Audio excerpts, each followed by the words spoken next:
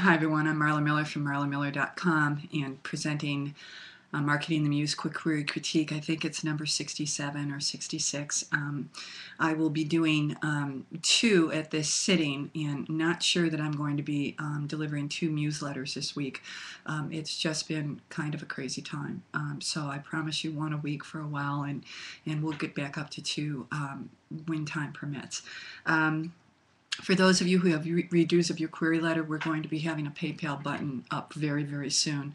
Until then, though, contact me and I'll send you an address to send the service fee, which I charge $10 for a redo, which I hope you think is reasonable. Okay, let's get to this letter. I'm trying to keep these letters 7 minutes and no more. Okay, my name is blank. I have completed 125,000-word fiction memoir romance named I'm Just a Girl that I would love the opportunity to share with you.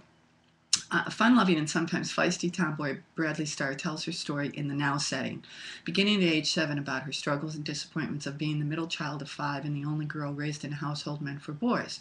With a father who doesn't see her or want her and a mother who doesn't always hear her or believe in her, her 4 brothers who adore her usually include her in all their fun. She is one of them.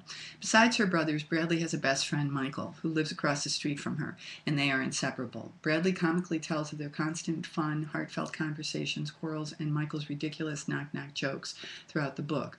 But more importantly, they share a dream of someday getting a boat and sailing around the world together. When one day Bradley starts writing about their dream and finds that she is able to lose herself in her story and feels like she's living it. As Bradley continues to write, she not only finds peace, but she also gains large success, huge success, a success she's not allowed to talk about, but one that makes it easier for her to move away from home on the day she graduates from high school, where Michael is to join her, but doesn't until the end of summer. Their reunion is filled with fun and surprises and easily picks up where they left off until Michael has to leave for college 2 weeks later.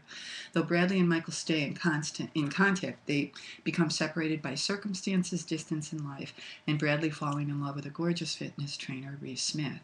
Their young love is sweet, fun, and captivating, but is ended too soon in heart-wrenching tragedy that leaves Bradley wanting to die, but also brings Michael running back to her side, full of support, love, and life-changing surprises. About me. I don't have a long list of impressive credentials. What I do have is a love of writing and a head full of stories wanting to be told. I am, however, a first-time published author of a young reader juvenile book. She titles it, with an official release date of August 23rd. I would truly love to be considered as a client and send you my manuscript upon request. Sincerely. Okay, I'm looking at the time. All right, couple things. First of all, in the first sentence, as I say during my quick query critiques all the time and in real-time workshops, you don't want that letter to telegraph to an agent that you are a neophyte writer. You just don't. And the first sentence of this letter does, because she says that she's completed a 125,000-word fiction memoir romance. Fiction and memoir are two different genres. Fiction is fiction, or genre is not the right word, and memoir is nonfiction. So romance is a genre in fiction. It's not a genre in nonfiction. Memoir is nonfiction, narrative nonfiction it's often called. So you don't want in the first sentence an agent to say, oh, this writer doesn't know the nomenclature of our business. So you should really know that. The other thing is that she says that she's telling this story in the now setting. Now, and she has now in capital letters. I don't know what that means. If she means that she's telling the entire story from the time she starts it at age 7 until they're obviously out of college or in college, and she's telling it in present tense, then that's what she needs to say, is that it's told in present tense all the way through. Now, if I were telling that in present tense all the way through, just because that is quite a challenge for a neophyte writer or any writer, I would want to include an example of that in this query letter. I really would. I wouldn't say that I'm doing it. I would give a little flavor of it so that we can hear that voice, that present tense voice that's going to be evolving, but always in present tense, from age 7 all the way through age, 19 or 20. I'm assuming that's the span of this story. So you got some problems there. that definitely an agent would wonder about if you say that the whole thing's being told in present tense. Okay.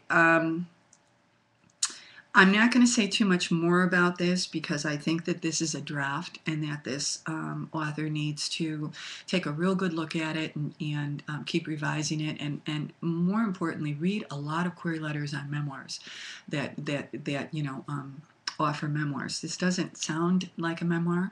It sounds like fiction. So I would really encourage this writer to, really do some studying there. I've got lots of memoirs on the site that she can click on. I also have lots of romance on the site that she can click on. And beyond that, I'm not going to say too much more, except that she also says that she has a book coming out in August. Now, if this is an indie self-published book, I probably wouldn't offer that in this query letter. Because I would not want to give any agent any more information about my experience in writing. What I would do is, if it were a book that's coming out by a publisher, a brick and mortar, I would include that publisher's name in this, because, that's a good thing.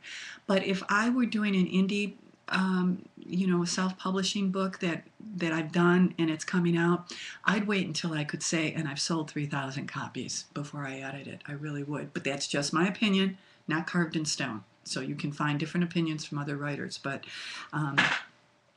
my philosophy is less is more in writing and in most every other area of my life. So here I would do less is more, unless, again, it's published by a brick and mortar, and then include the name of that publisher. And then just the last thing, and I'm going to wrap this up. At the end, she has herself separated about me, colon, and then some bullet points below it. Doesn't fit the format of a query letter. You need to integrate that into your closing paragraph. That, most query letters, the closing paragraph is about the author, but don't say about the author. Blend it in a narrative through line. And that's it. I know that this might not be the best information that this writer wants to hear about her letter, but I hope that it's helpful. Keep writing, and until the next time, be well.